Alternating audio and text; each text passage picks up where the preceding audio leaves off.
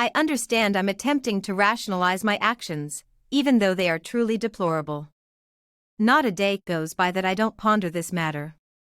If I possessed the funds, I'd promptly replace the money. However, I survive on minimum wage. Cherished viewers of My Confession. Welcome to another riveting episode that promises to captivate your attention and stimulate thoughtful reflection. In today's compelling video, intriguingly titled "I Stole Money from My Demented Grandmother," we embark on a journey through the complex emotions and decisions of a young woman who found herself entangled in a web of conflicting choices. Join us as we delve into the heart of this poignant narrative, exploring the circumstances that led her to take such a drastic step. What inner turmoil and external factors prompted her actions? With unwavering curiosity, we'll delve into the depths of her motives, shedding light on the human complexities that lie beneath the surface. Has her secret been unveiled? Did her actions lead to unexpected consequences? Discover the truth as we unravel the events that transpired after her decision, unveiling the aftermath of her bold actions. Delve into the drama, suspense, and perhaps even redemption that unfolds in this tale of personal struggle and resilience. As we follow her journey, we'll seek to answer the pressing questions that linger in the minds of our audience. How did she manage to carry out her act? Was this a one-time occurrence, or part of a pattern that hints at deeper complexities?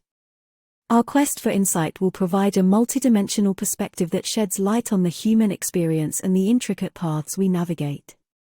To safeguard the privacy of those involved, we have taken measures to conceal names and locations, ensuring a respectful exploration of this deeply personal confession.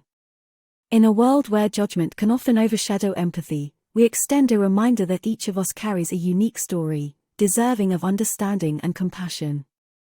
It's essential to recognize that, regardless of our actions or our past, a higher sense of love and acceptance exists.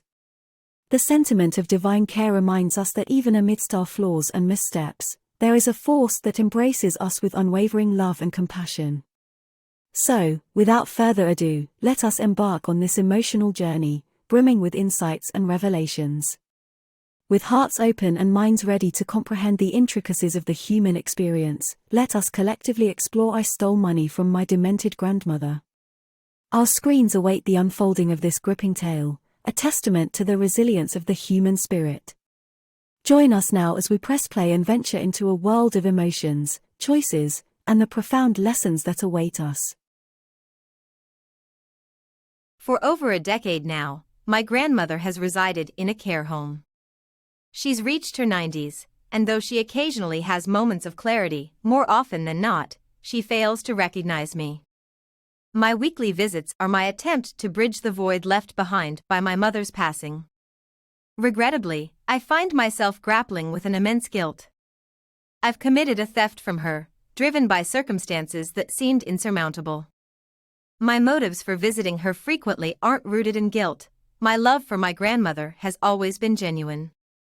Witnessing her Alzheimer's progression is heart-wrenching. Amidst her bewildering confusion, there's an air of her advanced age. During our time together, she never displays anger. While the nursing staff sometimes bears the brunt of her frustration, I've been spared from it. She seldom recognizes me, occasionally addressing me as Angela, my mother's name, or simply as ma'am. As I bid her farewell with 3 kisses, she sometimes murmurs, "You're a kind lady, thank you." It's heartbreaking, isn't it? My remorse deepens knowing that I've committed an act I can never undo. I've taken money from her.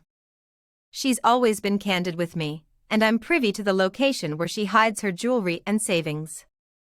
Once, she mentioned, "In case I get confused again, you'll know." She was coherent then, although such a significant sum shouldn't be kept at home, even within the confines of a care home. However, she belongs to the era of money in an old sock and doesn't trust banks, favoring the safety of her pillow. On a previous occasion, she withdrew a substantial amount for her funeral expenses. A few €1,000 now sit within a storage box, tucked away at the back of a cupboard.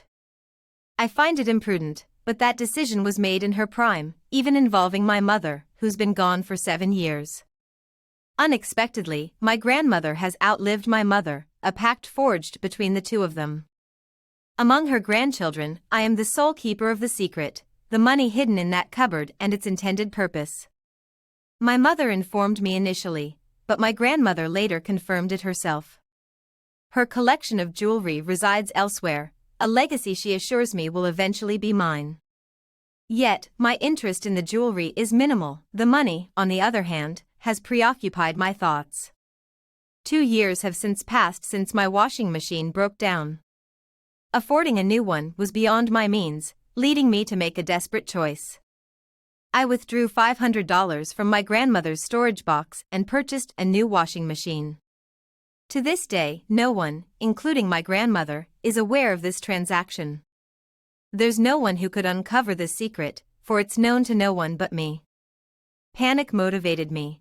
I required a washing machine urgently. My finances were stretched thin, they still are, and I believed my actions benefited her too. I regularly launder her clothes, since it takes an eternity for the care home to return her laundry. So, in a way, she benefits from my choice. I understand I'm attempting to rationalize my actions, even though they are truly deplorable. Not a day goes by that I don't ponder this matter. If I possessed the funds, I'd promptly replace the money. However, I survive on minimum wage, and finances are tight. You might wonder, why didn't I simply ask her for money? The truth is, she often doesn't recognize me. In all likelihood, she's forgotten about the money, and she's unlikely to notice its absence.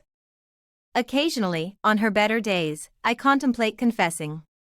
Releasing this burden of guilt while she's still alive seems appealing.